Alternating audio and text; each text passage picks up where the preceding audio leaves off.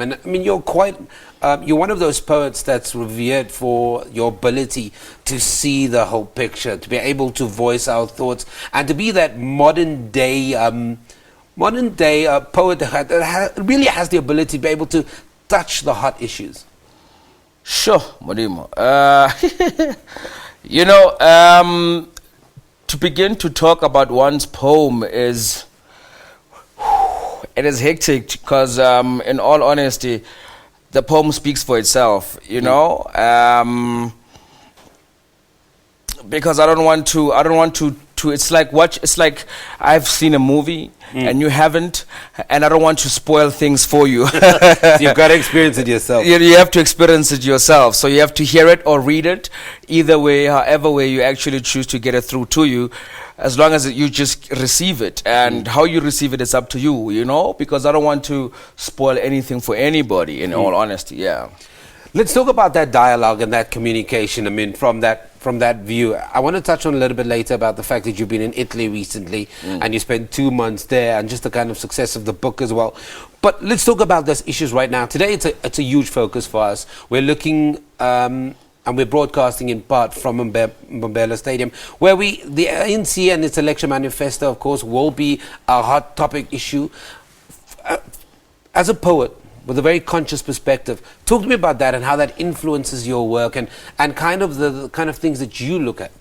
To be honest, my brother, one writes from a society perspective. One talks about what one is really much affected by.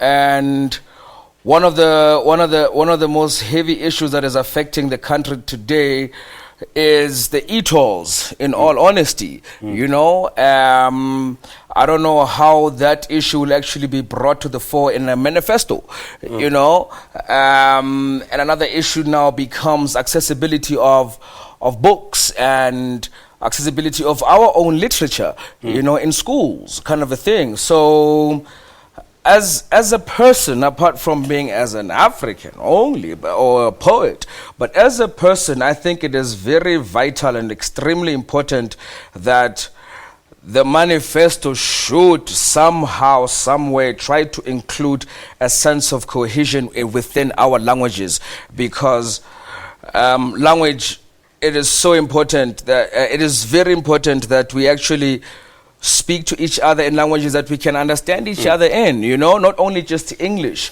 I mean, we can speak Sesotho, we can speak Zulu, we can speak Sepedi, and I think the manifesto should actually also try to look at trying to implement a certain way of saying by 2010, we should have all South African citizens being able to speak one or two of ethnic languages from the country, And I think that issue has been raised so many times. I want to talk to you about just your personal growth, but we'll touch on that a little bit later. I know after the ad break, you're going to deliver honest truth for us. Yes, sir. Yes, sir. So we go to an ad break. When we come back, we'll have Mak Manaka, poet, author, deliver one of his poems.